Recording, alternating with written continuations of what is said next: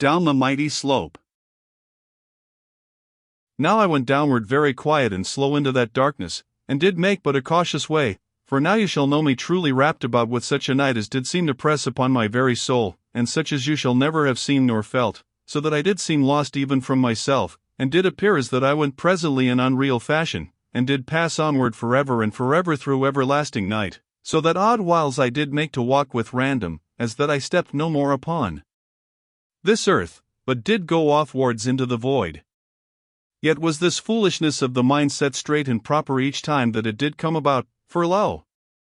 I did kick against an upjutting rock here, and fall upon a great and unseen boulder there, and so was shaken very quickly to a sound knowledge that I trod the hard and actual earth, and had no true dealings with unreal matters. And ever I did go downward, and by this only did I have a guide to my way. Yet, as you shall think, through reason of the utter dark I made scarce a mile in an hour or even 2 full hours, and so grew bitter by reason of mine unableness to go forward with a proper and free stride. But I did think me presently upon a thing that I should do to light my path, and to this end, I did make the discos to spin, odd whiles, and did look down the mighty slope, the little way that the strange glistening of the discos did show, and so fixed my path into mine inward remembering, and would go forward afresh, until that I was shaken once more by the darkness, and would fain to look once again upon the blessedness of light, and make me some knowledge of my way. And, truly, the light from the discos did seem astonishing great, and this to be because there was so monstrous a darkness all about me there forever. And thereafter would I go onward again, until the pain of my stumblings did bid me surely to have that sweet shining once more unto my path. And so shall you perceive my going, and sore and miserable was it unto the heart, and like to shake the courage of the spirit, yet, in verity, I had come through much, and did have intent to give way to no foolishness of thought. And you shall well believe that I did make the light not more off than I did surely need, for it was no properness of wisdom to use the power of the discos, save for mine extremity. Now, presently, when I had done this wise through 6 long and bitter hours, and it being now beyond the 20th hour since I did last slumber, I sat me down there upon the mighty slope, in the everlasting dark, and did eat 2 of the tablets, and made the water, and could but feel and hearken whether I did this thing right and that.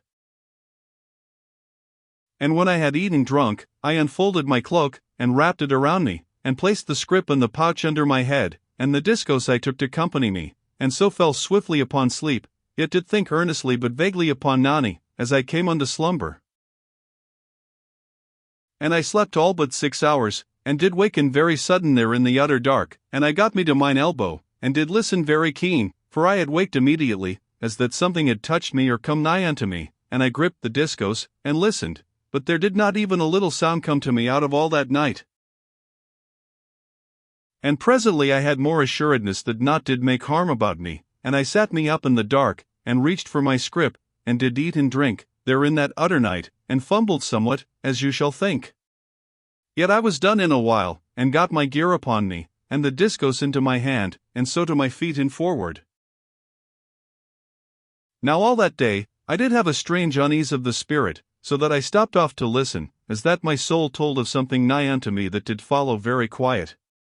Yet did mine ears perceive nothing, and so I alway to go downward again into the night that held the slope.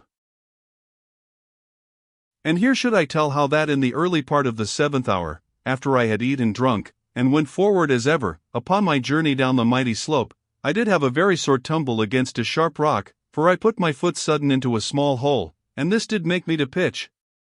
And I was utter shaked by the fall and lay very quiet for a time, for the rock had surely ripped my body, but for the armor.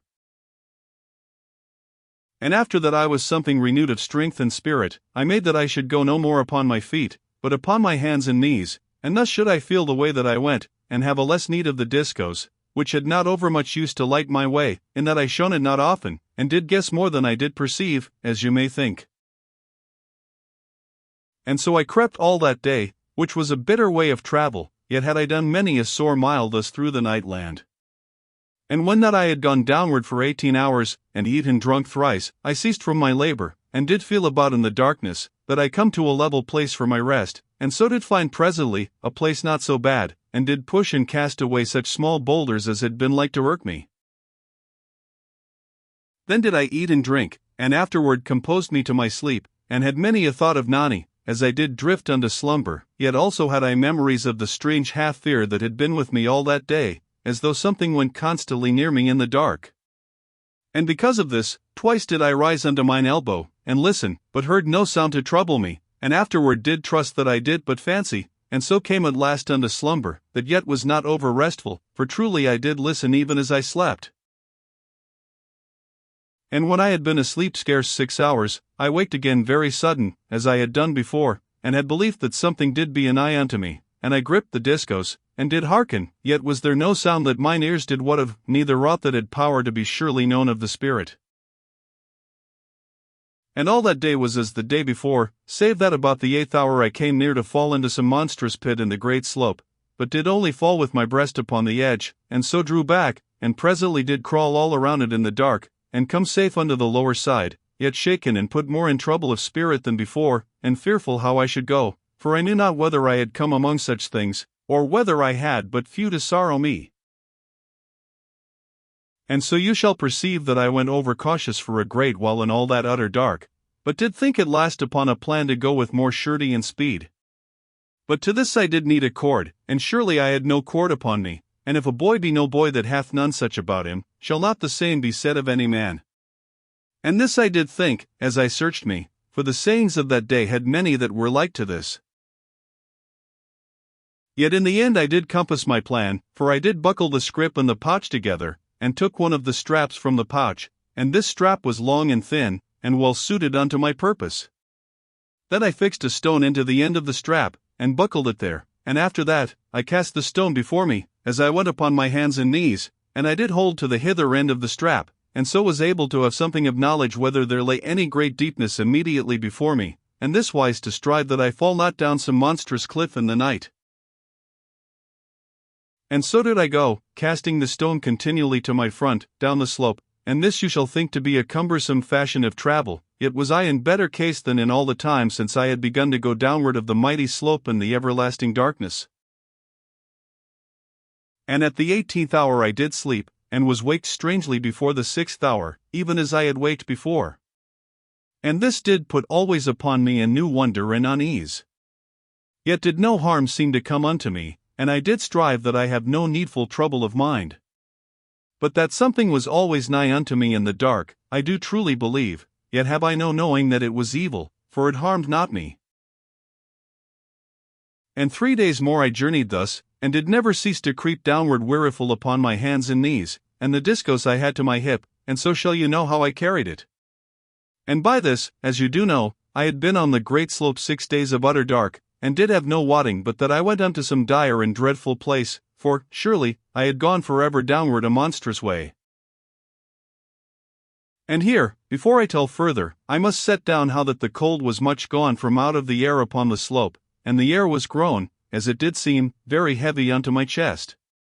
And concerning this matter I should say something. For, if I do mind me, I have said not overmuch concerning the air of the night land and the mighty pyramid, for truly I have been so set to tell my story of all that I did truly see and adventure upon.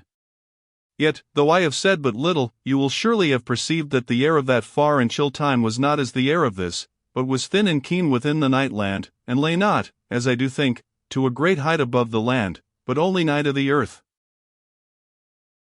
And as you do know through my tellings, there was a wondrous difference between the air within the mighty pyramid, and that which lay without around the base, for upward beyond that, I did understand that there was no outward air that any should breathe, and so was all the pyramid sealed in certain wise in all the upper cities forever, and whether it was sealed utterly from the outward air at the base, I do not surely remember, if, in truth that I did ever bother my head to such matters.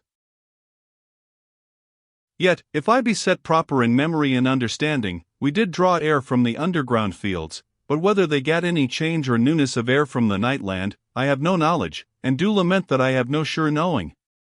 Yet, as you shall believe, I could surely write 100 books upon that wonder of the future, and be still lacking in the half of all that there is to be told, and so do I try to have courage to this my task, and to have no over trouble, because that I do tell but a little of a great tale. And here in this place will I set down how that the peoples of the pyramid were greater to the chest, methinks, than we of this age, but yet do I have no oversurety in the matter, for well it may be that the reason of this age doth blind within me somewhat the knowledge that I have concerning that, for, in verity, is it not but a natural thing to believe those peoples to be great of the chest, so that they should make a proper dealing with the thin air of that place in that time? And yet, as I do strive to make plain unto you, because that this thing should be, by the making of my reason, I do the more distrust that reason shall make foolish my knowledge, for even a fool should suppose that which I have told, and the truth may be even otherwise. Yet that the peoples of the upper cities had great chests, I do well know, for this was a common knowledge, even as we of this age do acknowledge the peoples of Africa to be of blackness, or those of Patagonia to be of great stature. And by this one thing should any know a man of the upper cities, from a man of the lower cities. And because that there grew this difference among the peoples, there had been once, as any could learn from the histories, a plan whereby the peoples should be moved upward and downward through the great height of the mighty pyramid, from this city unto that. Yet had it met with great disfavor, and was put out of force, and this is easy to be seen as the natural way of the human heart. And here it doth occur unto me that it was like enough to be a plan for health, beside of training of the mind, that each youth and maid was put to travel through all the cities of the mighty pyramid, the which did take 3 years and 225 days, as I have told before this. For by this plan, were they made to breathe the air of every height, and this, mayhaps, unto the good of their developing. And they also to discover that air which was best to their need. And concerning the air of the night land, you shall know that there was in all that land no flying thing, because that the air was grown very thin, yet, as the records did show, there had once been monstrous flying brutes, that went over the land in mighty bounds, but this was in a long gone age, and we could but suppose that the records gave truth. And here you shall know that, when the Monstruicans did learn that I would journey through the night land, in search of Nani, there had been some foolish and well-intended talk among them that I take a small flying ship, that was in the great museum beside the models of the great ships. For, truly, this machine was yet sound to go, for it was made of the grey metal of the mighty pyramid, that did seem to have no power to cease. Yet, in verity, I had no skill to manage this, neither had it flown, through 100,000 years, so that none did know the mastership of that art, which did be learnt but by a constant practice, and oft made uneasy by fallings that did wreck the machine, as I did know from the book of flying. And, moreover, as I have told, the air of the night land was grown over weak to uphold such a thing, which, I doubt not, had made the peoples of the pyramid to cease from flyings, quite so much as that they did fear the forces of evil in the night. And if that there had been air and skill sufficient unto this purpose of flying, yet had I been wicked with foolishness that I should work to be hung upward in the night, for all the evil of the night land to behold. And though I had gone up some great way, yet the machine had surely made a great noise in the quietness of the eternal night, as you shall suppose. Now indeed am I gone weary that I should need to tell so much concerning the air of that time and place, for surely I do seem to make this my story as that I did make a lecturing upon matters of chemistry, and so do I cast about, that I may not bother to tell more upon this matter. Yet, in truth, a little more of my thinkings and observings had I better set down here, and so be done with it. But you shall have patience with me, and know that had this, my story, been no more than an idle tale, I had been free to make no labor with such matters. Now there doth the wonder come to me why that the road makers, who were of that far-off age which was before the age of the mighty pyramid, did not fly downward from the upper world into the deep of the monstrous valley, but did instead build a road. Yet it may be that the air of the upper world had grown thin a great age, so that they had truly forgot that once man did have power to fly. But even if that they did have proper machines to this purpose, surely it were a wondrous and fearful thing to fly downward 100 great miles, for they surely do have a dread that they never to rise again through so huge a deep. And, moreover, the downward world that was the bottom of the great valley, was full of monsters, as was told in the little metal book. And the monsters were very strange and unknown, and foreign to the whole world, that had never come unto the deep of the valley. And the valley had come, as you shall mind, when the earth did split, and this thing was, in truth, like to be thought that same ending of the world, which all nations have been taught to believe shall come. For in verity, when the world did split and burst, and the oceans rushed downward into the earth, and there was fire, and storms, and a mighty chaos, surely it was proper to think that the end had come. Yet was it, in truth, but the beginning of hope of a new eternity of life, so that out of the end came the beginning, and life out of death, and good out of that which did seem a dire matter. And so is it always. Yet doth this go past my first wonder, which did concern the wherefore that they made not to descend in things of flight. Yet, maybe, shall my reasons stand to show why this was not. And again, mayhap that did chance that some were wild adventurers, and did leap over the edge of the upper world, having to ease their flight certain contrivings, like to parachutes. And these you shall picture, as that you watch them to leap, and so shall you see them go downward into the gloom, and you shall see them for maybe 10 miles, and maybe for 20 miles, and afterward shall they be lost utterly in that great deep, and seen no more of any man forever. But when the nations became roadmakers, and came downward slowly to the monstrous deep of the mighty valley that did split the world, then were they come there by millions, and with power sufficient to fight against the beasts, and afterward to grow back again to an ancient civilizing, and so to the building of the great airships that were yet shown in the great museum of the pyramid. And here shall I cease from these my thinkings on this matter, for indeed, who shall say what did be truly a reason for those peoples and what was their need? And so do I come to no surety by my wonderings. Yet, as you do know, all things do seem verily to go in a circle, for, behold, in time, they of the mighty pyramid were likewise held off from the glory of the airships, and so were gone backward a great way, according as we do look upon this matter. And so hath this been the way always, as you shall know who have studied in thought, and seen the true ways and goings of life. And now will I go forward in my telling, and here will set down a sure thing that I did perceive, both by mine ears and by my fingers, for, as I did make clear to you but a while gone, there had come a change into the air as I did go downward of the mighty slope, and truly I was come to a great and new deepness, even beyond that of the wondrous depth where did stand the last redoubt. So that I was afar down and in a monstrous night. And the air here was of a great thickness and abundancy, even as it might be the air of this our age, or maybe more or maybe less, for who may compare two matters with a sure guessing, that do have an eternity to keep them asunder? And because that the air was grown very strong and apparent, it shall be, mayhaps, that it was by reason of this thing that the water, when I did make it, did fizz upward in a moment very loud and plentiful, and did boil overward to the earth from out of the cup, and wet upon my hand. And surely this thought did come very keen to my reason, as I did fumble, each time of mine eating, there in the everlasting night and lonesomeness of the great slope. And so shall you have knowledge now of this and that thing which did come upon my thought, and of the little and the big wonders, and all shall help something to give unto you the ache of newness and bewilderment that was constant companion unto me. Now by this time, as I have said, I was gone downward ever for 6 great days, and I did seem as that I should presently come to the middle of the world, for of going downward there was no end. And then, when it did be that I was near ready to believe this, I perceived far off in the deep of the night a little shining that was yet weak and unsure.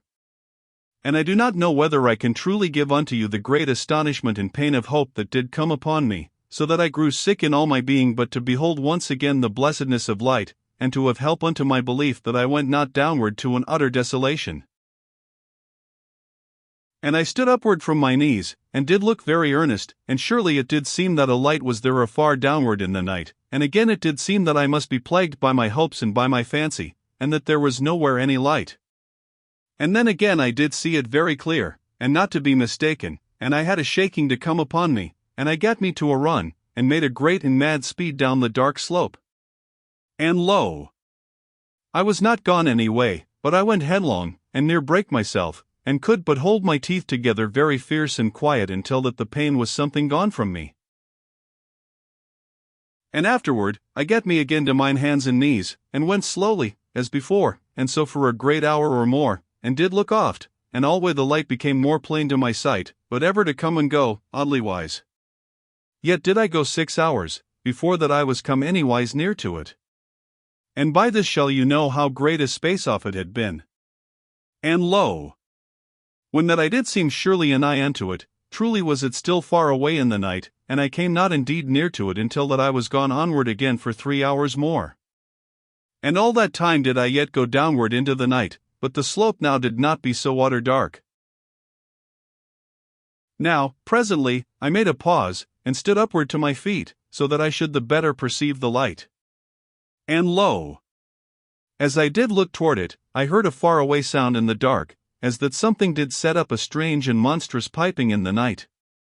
And immediately, I went to mine hands and knees among the stones of the slope, and kept myself low in the darkness, so that I should be the less plain to be seen, did any monster approach. But there came nothing to trouble me, and I went downward of the slope for yet another hour, and all the time that I did go, the sound of the piping grew more in the great eternity of the night upon the slope. And by this time was I come truly near unto the light, but yet did not behold it plainly, for it did burn beyond certain monstrous rocks that stood between. And I went to the left for, maybe, the half of a big mile, and all the while that I did go, the piping made a mightier whistling in the night, and it did seem presently as that the earth sent forth the sound and revelry of wild roarings.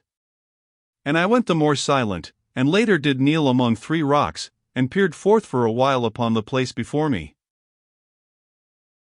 And now, being come nigh unto the light, though yet it was not unhid from behind the great barriers of the uprising rocks, I perceived that I crouched within the mouth of a mighty gorge, and the left side was a great way off, and I saw it plain at whiles when the light did rise, but the light was to the right, and it was so wondrous great that it did make clear to me that a mountain was to that side of the gorge, and went upward into the everlasting night, as it did seem forever. And afar down the gorge, I did see the shinings of strange fires, faint and a great way off. And so was I come at last to the bottom of the mighty slope. Yet the gorge also to go downward, but not so great. And presently I did go forward again, and so did open the point of the rocks, as the sailors do say. And I saw now that there gushed forth a great blue flame from the earth, and the mighty rocks stood about it, as that they were olden giants grouped there to some strange service. And concerning this flame I was not overmuch astonished in my reason, for it had seemed to me as I drew nigh, that the fire and the sound should be made by the roaring and whistling of a burning gas that did issue forth among the rocks.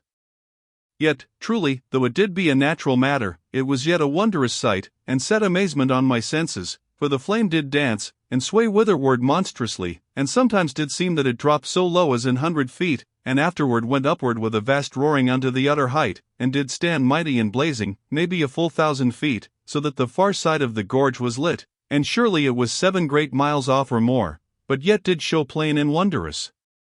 And the light did show me the flank of the mountain, that made the right-hand side of the gorge, to go up measureless into the night.